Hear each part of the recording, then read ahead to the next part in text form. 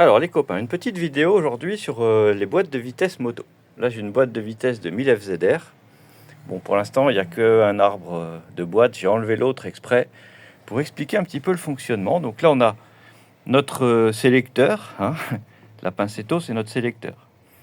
Il est traversant l'axe de sélecteur. Il vient ensuite entraîner par des petits pions qu'on voit hein, là-bas au fond, des petits pions là. Il vient entraîner un tambour de sélection. Bon, il y a des ressorts de rappel, voilà, tout un système de ressorts de rappel. Alors, ce tambour de sélection, donc, à chaque fois qu'on passe une vitesse, il entre en rotation. Alors, qu'est-ce qui se passe à l'intérieur? Quand on regarde bien, le tambour, il est pourvu de sillons. Vous voyez, des sillons. Là, j'éclaire bien. Voilà, il y a 3 sillons, notamment sur ce tambour-là, qui viennent entraîner des fourchettes. Hein, on en voit une ici, c'est la fourchette centrale. Vous voyez, elle est entraînée en dessous par ce sillon. Ok. Donc, à chaque fois qu'on passe une vitesse, autrement dit, eh bien, on a une fourchette qui bouge latéralement. Donc là, la fourchette de gauche, la fourchette centrale, la fourchette de droite hein, sur cette moto-là. Voilà. Alors, je vais remettre ça en place. Donc là, on a l'arbre primaire hein, de boîte. Donc, ici, on est censé avoir l'embrayage. Voilà, qui est entraîné par le vilebrequin. Voilà, donc l'arbre primaire de boîte. Et je vais remettre l'arbre secondaire. Alors, je remets l'arbre secondaire.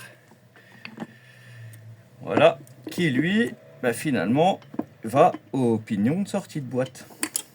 Alors, je remets bien les fourchettes. C'est un petit peu la difficulté là quand... Voilà, il faut bien remettre les fourchettes dans leur petit logement. Et une fois que c'est remis, on va montrer le fonctionnement. Voilà, tac, là c'est remis. Je sais pas si vous voyez bien là. Si c'est bon, impeccable. Bon, alors, là on est au point mort. Donc les motards, on sait tous ce que c'est que le neutral, le neutre. Bon, voilà, je le retrouve plus. On n'était pas au point mort.